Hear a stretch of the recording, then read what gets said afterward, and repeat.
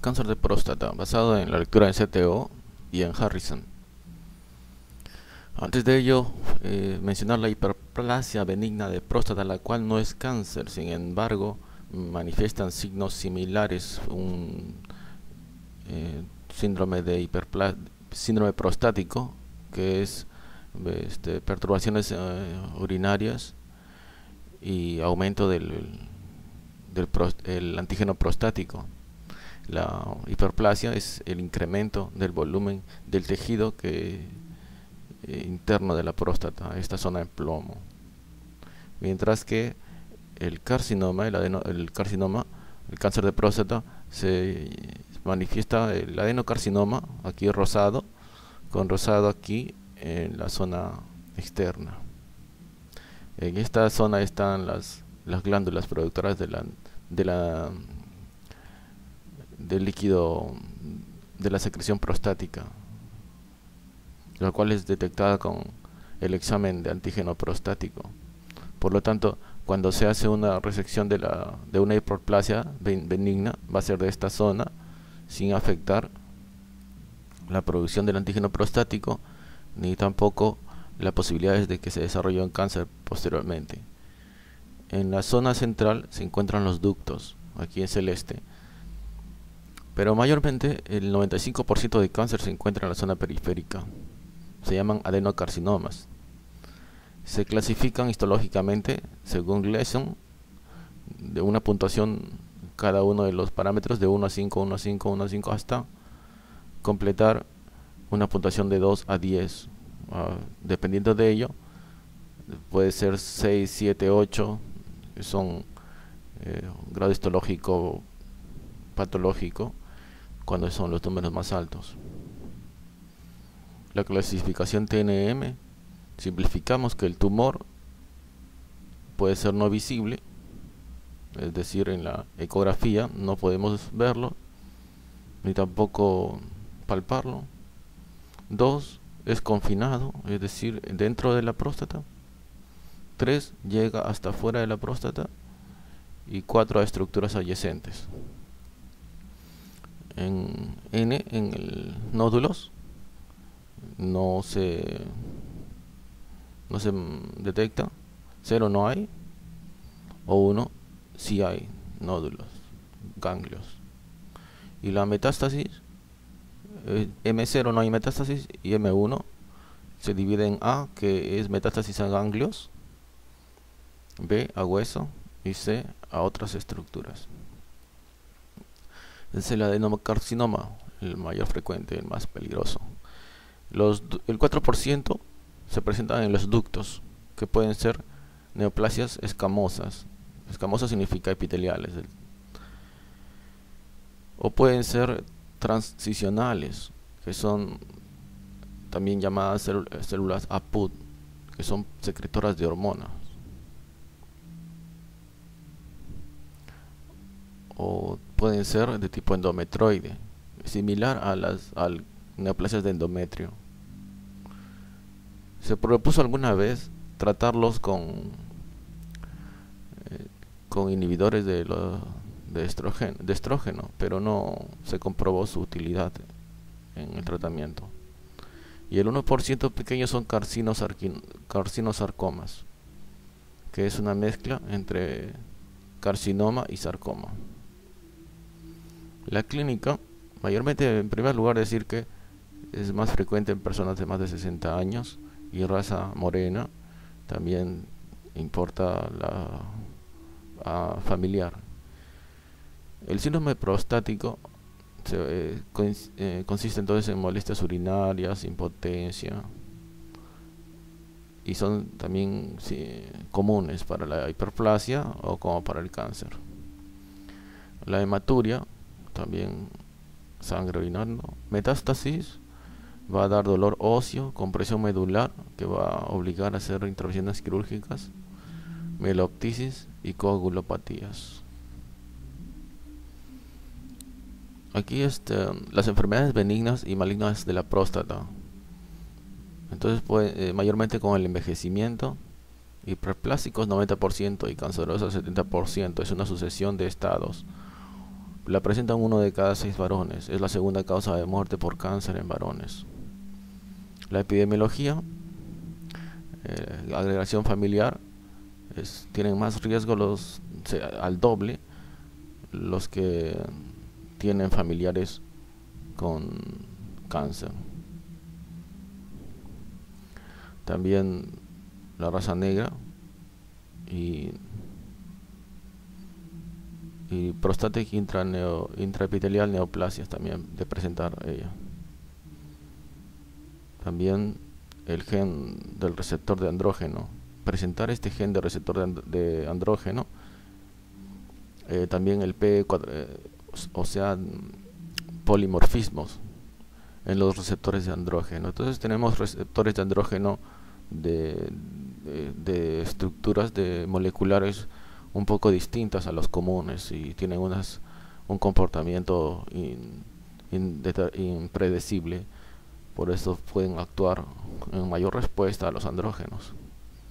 El P450, o sea, una alteración también en lo común de la P450, C17, o en la enzima 5-alfa de esteroides, las cuales es el paso previo para transformar en progesterona, en la hormona masculina. También el consumo de bajo de ácido linoleico alfa, el consumo alto en grasas en la dieta, hidrocarburos aromáticos cíclicos, así como en el cáncer de mama, por combustión, altas temperaturas de los alimentos, las proteínas, las carnes.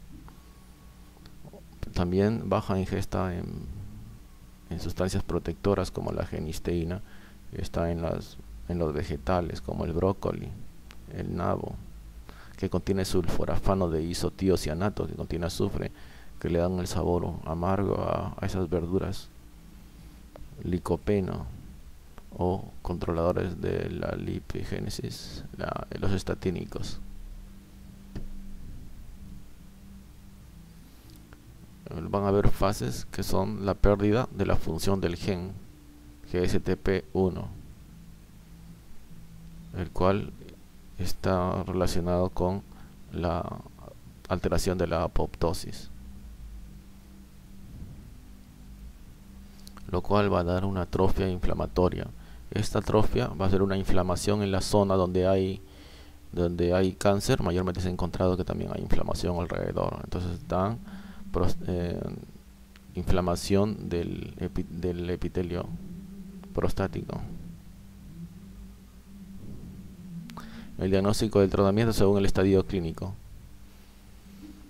Primero va a haber una lesión preneoplásica, y luego va a ser invasora, y luego va a ser metastásica. O puede suceder que haya curación espontánea, o puede ser que haya recidiva. El diagnóstico es mediante la testosterona en sangre, más de 0.75 nanogramos, picogramos en 100 mililitros, o más de 100 simplemente, o en la clínica, o por imágenes. Sin diagnóstico de cáncer podemos hacer prevención viendo los niveles de 5-alfa reductasa, inhibidores, o de los 5-alfa reductasa inhibidores. Pueden ser la finasterida o la dutasterida. La finasterida reduce al 25% el tamaño, la dutasterida 23%, y inhibe además a las isoformas tipo 1 y 2 del 5-alfa reductasa inhibidores. Otros tratamientos también se han probado pero sin efectividad. Es el uso de vitamina E y de selenio. En la exploración física vamos a ver los síntomas: el tacto o aumento del PSA, obstrucción, pérdida de la continencia y de la potencia. En el tacto rectal vamos a palpar alteraciones en el tamaño de los nódulos, su consistencia y sus cambios externos e internos. Los cánceres mayormente son duros, nodulares e irregulares, mientras que cuando simplemente es hiperplasia o cálculos o tumores benignos, solamente son duros, pero no son nodulares ni irregulares. Las anomalías, esas anomalías que encontremos son cáncer del 20 al 25% en el tacto rectal. Además, hay alteraciones en la PSA, la cual es una enzima, una proteoglucasa de la calicreína K3. Esta va a aumentar tras una biopsia hasta 10 veces, también tras el tacto rectal. Puede durar 3 meses este aumento tras la biopsia. Mayormente no está libre, está unida a SERPIN A3 o complejos con antiquimotripsina. Si encontramos una PSA más de 4 nanogramos por mililitro, tenemos que realizar una biopsia prostática. ¿Cuándo hacer la biopsia? 4 nanogramos. También se ha reducido a 3 nanogramos por mililitro o 2,6 nanogramos por mililitro para varones de menos de 60 años. En casos de decesos se ha visto que las personas tenían más de 2 nanogramos.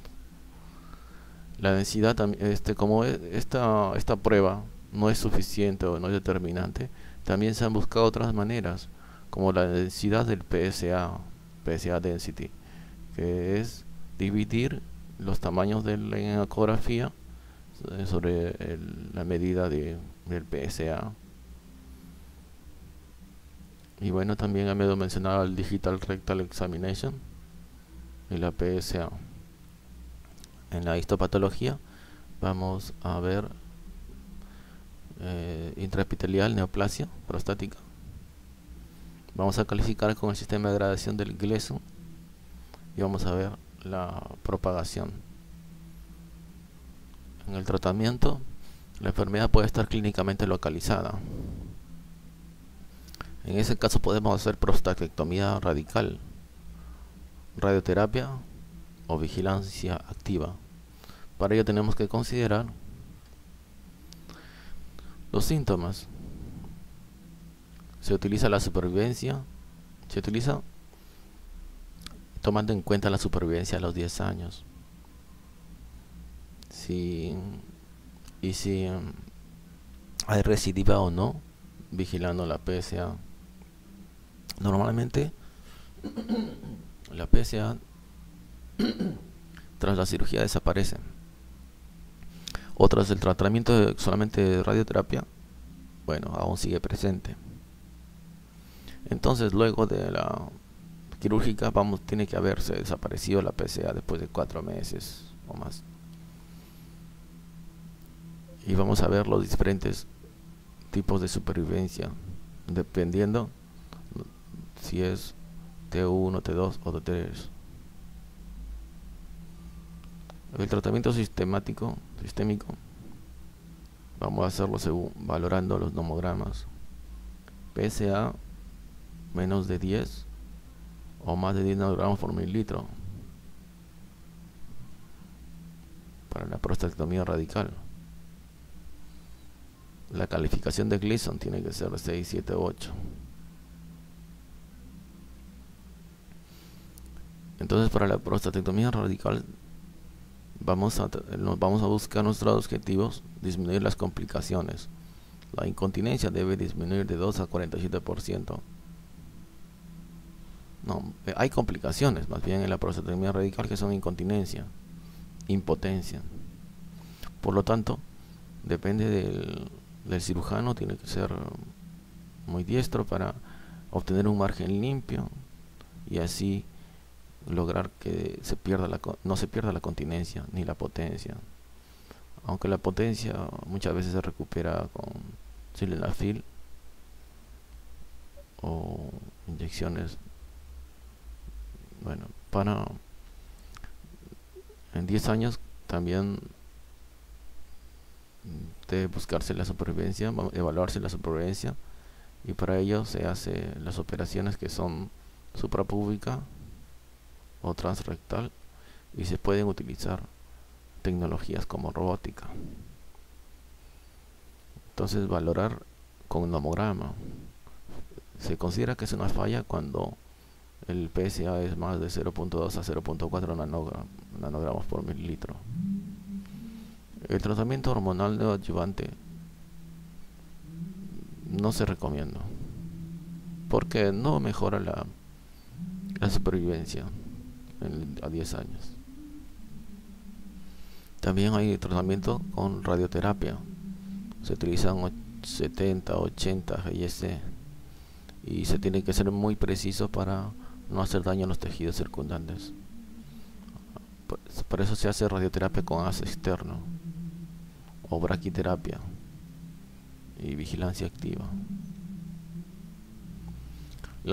El aumento de las concentraciones de PSA después de la operación o radioterapia es una única manifestación. Es la única manifestación que podemos percibir, porque tampoco podemos ver si hay una recidiva en la gammagrafía porque son muy pequeñas. Considerar entonces la terapia de radiación con gas externo o método de Prostasint para captar PSMA, que puede ser por células cancerosas en el borde de la incisión. Vamos a buscar esa abreviatura. Estamos entonces en la decisión de recomendar la radioterapia. Para eso podemos basarnos en datos clínicos, porque normalmente no aportan información útil los estudios de imagen, como la gammagrafía o la tomografía. Algunos recomiendan el método Prostasint, que es captar la emisión de un anticuerpo marcado con radioisótopos contra el antígeno de membrana prostática, PSMA, Prostate Specific Membrane Antigen, expresado intensamente en las células del epitelio prostático, para ayudar a establecer esta distinción. Entonces, las células que están en las membranas de las células, en la membrana de las células que son cancerígenas, son antígenos. Para ellos lanzamos con marcadores, radioisótopos. Este método se llama Prostasint, que vamos a poder ver si se manifiestan en las células del epitelio prostático. La localización del anticuerpo en el lecho prostático sugiere recidiva local. Entonces, si hay marcación, hay una recidiva. Y si aparece en sitios extrapélvicos, es un dato que presagia que la radioterapia será ineficaz.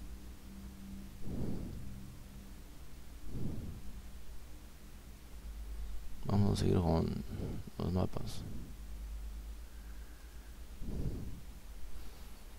Puede ser ¿por qué se manifiestan esos? ¿Por qué podemos ver esa marcación?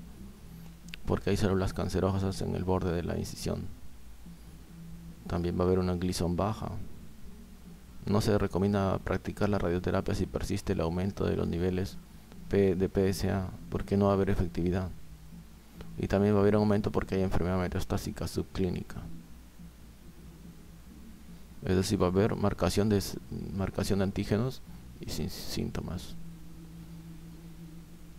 Cuando hemos hecho un tratamiento sin castración, ¿cómo vamos a hacer el seguimiento?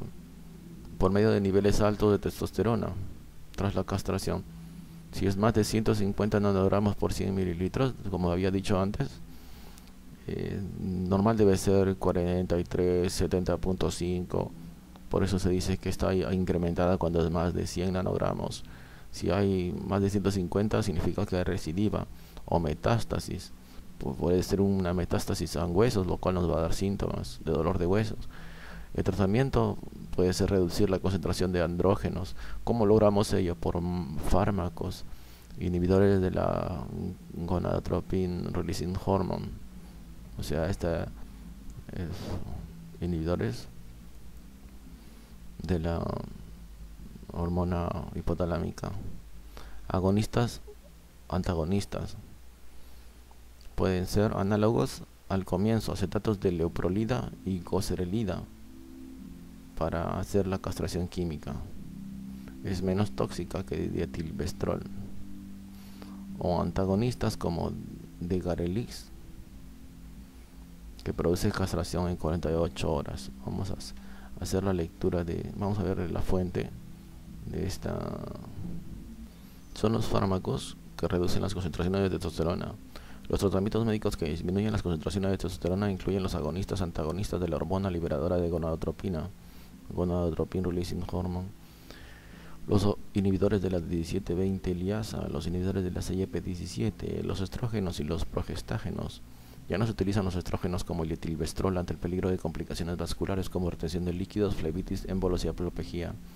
En el comienzo, los análogos de la GnRH, acetatos de leuprolida y goserelina, producen un aumento del nivel de hormona luteinizante y de hormona estimulante de los folículos, seguido de una disminución del número de receptores en la hipófisis, con lo que se logra la castración química. Los productos en cuestión fueron aprobados en Estados Unidos con base en comparaciones aleatorizadas. El incremento inicial del nivel de testosterona puede originar una exacerbación clínica de la enfermedad. Por tal razón, tales fármacos están contraindicados en varones con síntomas obstructivos notables, dolor de origen canceroso y daño de la médula ósea. Los antagonistas de la GnRH como degarelix producen concentraciones de testosterona equivalentes a la castración en 48 horas sin el incremento inicial de testosterona sérica. Los fármacos que reducen la testosterona se asocian a un síndrome por agotamiento. Bueno, vamos a seguir con el mapa. Pueden ser agonistas o antagonistas de la GnRH. Al comienzo entonces se trata con análogos, acetatos de leuprolida y goserelina, para obtener la castración química, que es menos tóxica que el dietilvestrol, o antagonistas como degarelix, que produce castración con disminución de testosterona en 48 horas. Degarelix. Los fármacos antiandrógenos también, como flutamida, bicalutamida y nilutamida, o inhibidores de la 17-20 liasa, inhibidores de la CYP17, y los estrógenos y los progestágenos. Son los casos en que se da hormonas femeninas a hombres. La enfermedad metastásica. Cuando hemos hecho castración por enfermedad metastásica, vamos a vigilar, a pesar de la supresión androgénica, si la testosterona es de 50 nanogramos por mililitros, hemos castrado y aún sigue 50 nanogramos y se mantiene la expresión del receptor androgénico AR, se manifiesta aumento de la PSA sin cambios en las radiografías y sin síntomas, o con progresión ósea y o no síntomas, tejidos blandos o diseminación visceral. Entonces vamos a ver los pronósticos con los nogramas. Siguen siendo estimulados por andrógenos, o si hay un nivel creciente de PSA, documentar el estado de la castración. El tratamiento para esto son antiandrógenos, orquiectomía, inhibidora de la GHRH, o cetoconazol más hidrocortisona, o citotóxicos como doxorubicina, y siempre utilizar para evitar la metástasis óseas bifosfonatos como solendronato. Eso es todo. Es un resumen de el extenso Harrison. Aquí se menciona al final, tras la castración, los 50 nanogramos, y el tratamiento GnRH o orquiectomía.